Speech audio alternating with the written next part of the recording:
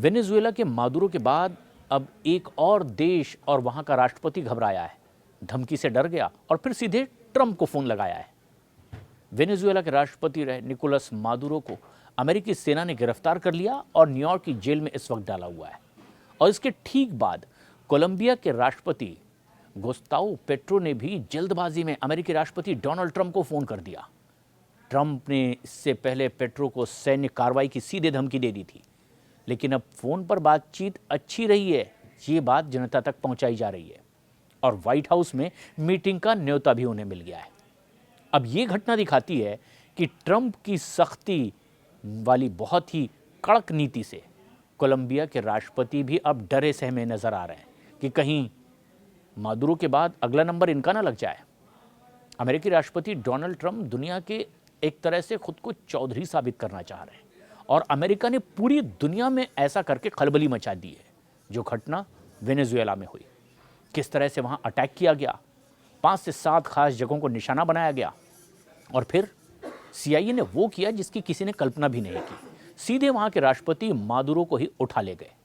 और अब अमेरिका में उनके खिलाफ ड्रग्स के मामले में केस चलेगा कि अमेरिका पहले वेनेजुएला के राष्ट्रपति निकोलस मादुरो को जिस तरह से उठाकर ले गया, उससे दहशत में कई और देश हैं।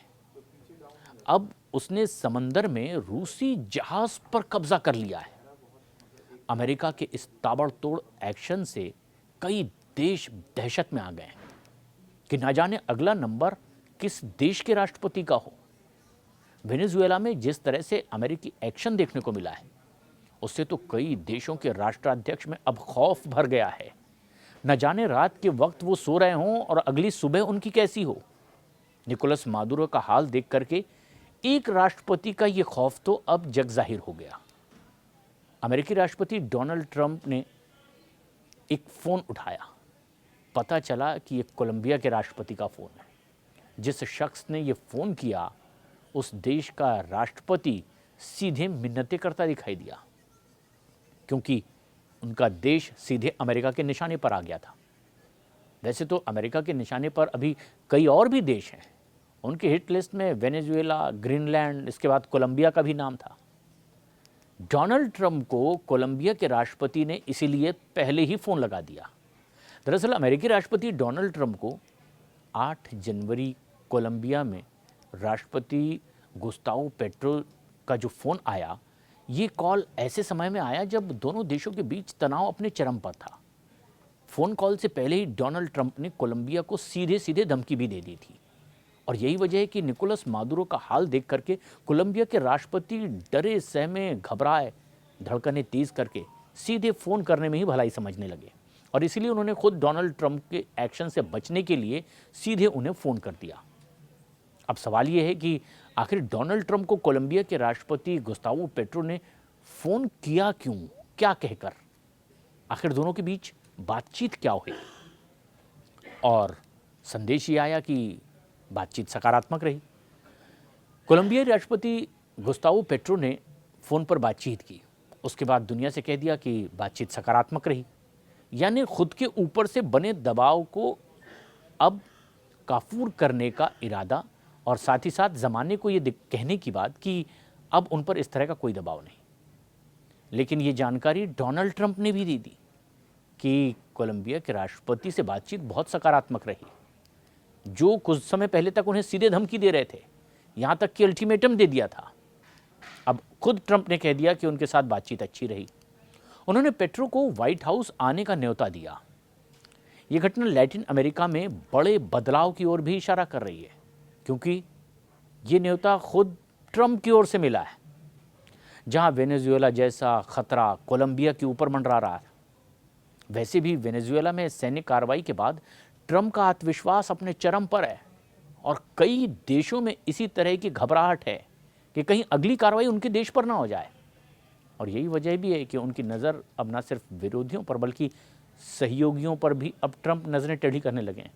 ग्रीनलैंड के साथ साथ डोनाल्ड ट्रंप ने कोलंबिया को लेकर के भी सख्त लहजा अपनाया।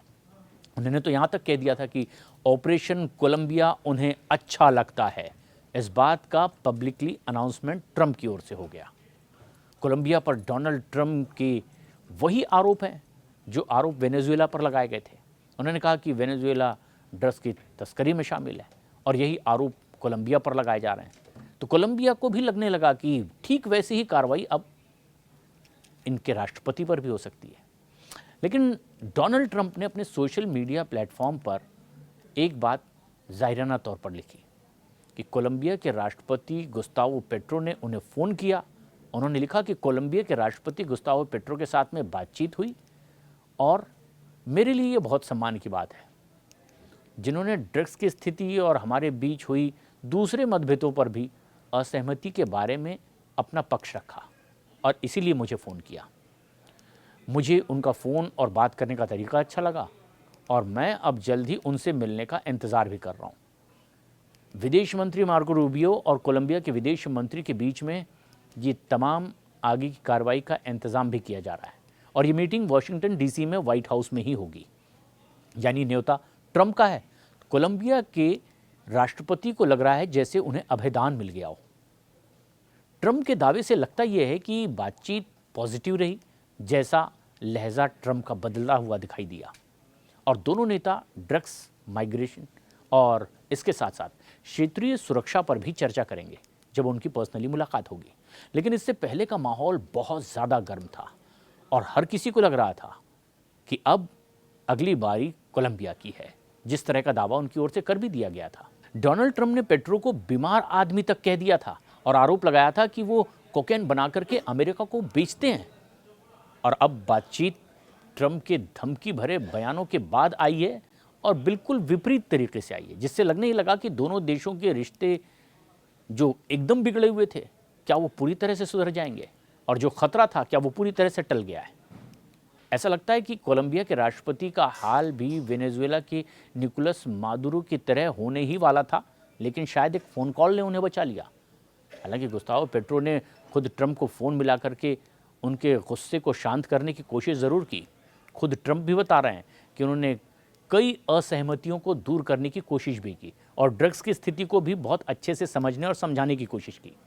अमेरिका और कोलंबिया के बीच में विवाद की मुख्य वजह भी यही ड्रग्स है, अवैध प्रवासन भी।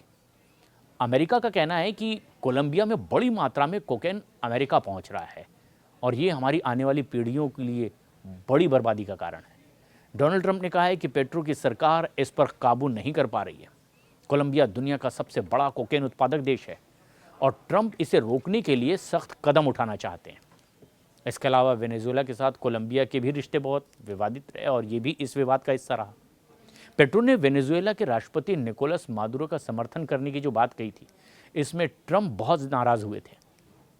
ट्रंप ने हाल ही में इसीलिए वेनेजुएला पर हमला किया और उसके बाद सीधे ये भी घोषणा कर दी थी, कोलंबिया मुझे बहुत पसंद है। मादुरो को गिरफ्तार कर लिया गया था और डर कोलंबिया के राष्ट्रपति में फैल गया, क्योंकि उन्होंने कहा था कि अगर ज़रूरी हुआ तो कोलंबिया पर भी ठीक ऐसा ही एक्शन होगा। और डोनाल्ड ट्रंप की धमकी बहुत सख्त लहज़ों में थी। 5 जनवरी को ही पत्रकारों से बातचीत करते हुए उन्होंने कह दिया था, कोलंबिया बहुत बीमार देश है, एक बीमार आदमी इसे चला रहा है, वो कोकेन बना रहा है, अमेरिका को बेच देता है और ये ज़्यादा दिन अब ऐसा नहीं कर पाएगा। जब पूछा गया कि क्या अमेरिका कोलंबिया पर सैन्य हमला करने वाला है, तब ट्रंप ने कह दिया था कि कोलंबिया मुझे अच्छा लगता है।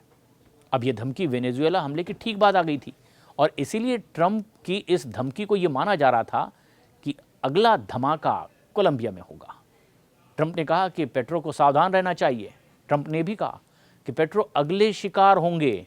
इसकी घोषणा उन्होंने पहले ही कर दी थी, यानी वेनेजुएला जैसा ही हाल कोलंबिया का होगा और इसीलिए कोलंबिया पर भी वेनेजुएला जैसा ही खतरा मंडराने लगा था। मगर लगता ये है कि इस एक फ़ोन कॉल ने अब कोलंबिया के राष्ट्रपति को अभयदान दे दिया है, लेकिन ये दावा कोलंबिया की तरफ से है। ट्रंप कब किसके साथ कैसा करेंगे, शायद इसका शक तो अभी भी राष्ट्रपति को ज़रूर होगा।